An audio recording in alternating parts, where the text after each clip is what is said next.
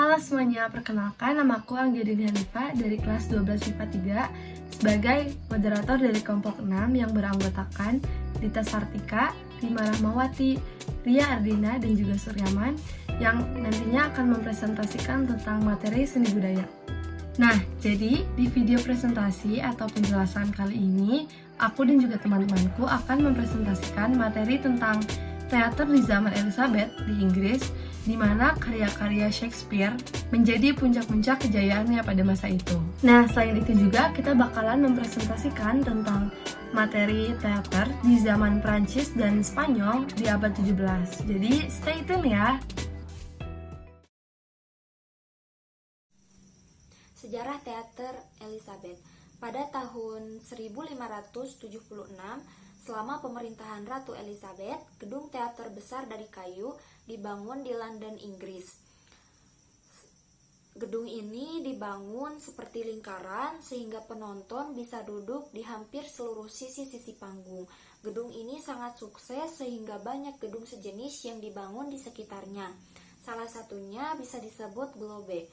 Gedung teater ini bisa menampung 3.000 penonton. Penonton yang mampu membeli tiket bisa duduk di sisi-sisi panggung, dan sedangkan penonton yang tidak mampu membeli tiket bisa berdiri di sekitar panggung. Globe mementaskan drama-drama karya William Shakespeare, penulis drama terkenal dari Inggris yang hidup sejak tahun 1564 sampai 1616. Ia adalah seorang aktor dan penyair. Selain penulis drama, ia juga biasanya menulis dalam bentuk puisi atau sajak. Beberapa ceritanya berisi monolog panjang yang bisa disebut soliloquy, dan mereka menceritakan gagasan-gagasan mereka kepada penonton. Ia menulis 37 drama dengan berbagai tema, mulai dari pembunuhan, perang, sampai cinta dan kecemburuan. Ciri-ciri teater zaman Elizabeth: pertunjukan dilaksanakan pada siang hari dan tidak mengenal waktu istirahat. Tempat adegan ditandai dengan ucapan dengan disampaikan dalam dialog para tokoh. Tokoh wanita dimainkan oleh anak laki-laki, tidak pemain wanita. Penontonnya sebagai masyarakat dan diramaikan oleh penjual makanan dan minuman. Menggunakan naskah lakon, corak pertunjukannya merupakan perpaduan antara teater keliling dengan teater sekolah dan akademinya yang keklasik-klasikan. Teater abad ke-17 di Spanyol dan Prancis. Drama-drama agama hanya berkembang di Spanyol Utara dan Barat karena memang sebagian besar wilayah ini dikuasai oleh Islam.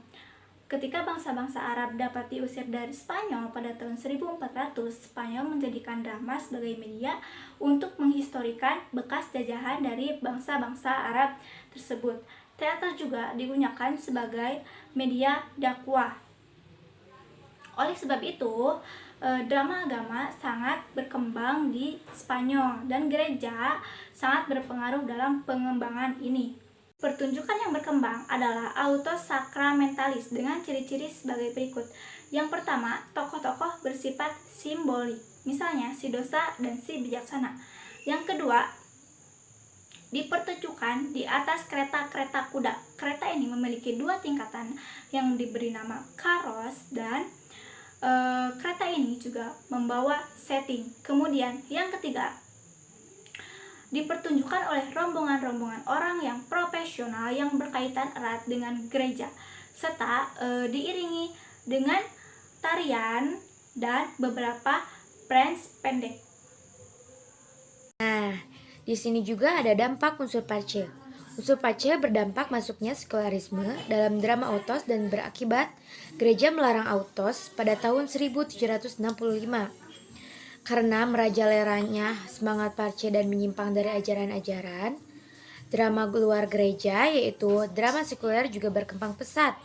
pada tahun 1579 telah berdiri, yaitu gedung permanen di Madrid. Bentuk gedung teater ini mirip dengan Elizabeth di Inggris. Pelopor drama sekuler di Spanyol ialah Lope de Rueda pada tahun 1510 sampai 1565. Ia adalah sosok dermawan, aktor dan produsen yang mendirikan gedung teater permanen di Spanyol. Tetapi, profesionalisme dalam teater baru berkembang setelah kematiannya pada tahun 1580-an. Nah, pada abad ke-17 juga, teater di Prancis menjadi penerus teater abad pertengahan, yaitu teater yang mementingkan pertunjukan dramatik bersifat seremonial dan ritual kemasyarakatan. Terdapat kecenderungan menulis naskah yang menggabungkan drama-drama klasik dengan tema-tema sosial yang dikaitkan dengan budaya pikir kaum terpelajar. Dermawan Perancis bergerak lebih ekstrim dalam mengembangkan bentuk baru tragedi klasik yang melampaui tragedi Yunani yang padat, cermat, dan juga santun. Nah, di sini juga lahirlah klasisme baru atau neoklasik yang memiliki konvensi sebagai berikut. Yang pertama, mengikuti dan memahami konsep pembuatan naskah klasik. Yang kedua, menjaga kemurnian tipe drama. Yang ketiga, setia kepada kaidah klasik. Yang keempat, berorientasi pada fungsi drama. Yang kelima, menitik beratkan pada konsep tentang kebenaran dan moral kebaikan. Yang keenam, setia kepada kebutuhan waktu, tempat, dan peristiwa. Yang ketujuh, hanya mengakui dua bentuk drama, yaitu yang pertama tragedi dan yang kedua komedi. Nah, yang terakhir adalah konsep neoklasik mengajarkan tentang kebenaran. Itulah yang dapat saya sampaikan.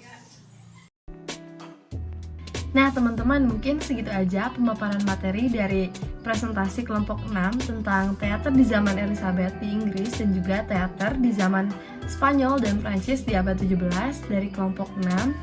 Semoga bisa menjadi tambahan ilmu atau pengetahuan bagi kita semua dan juga kalian semua. Mohon maaf apabila ada kesalahan dalam penyampaian.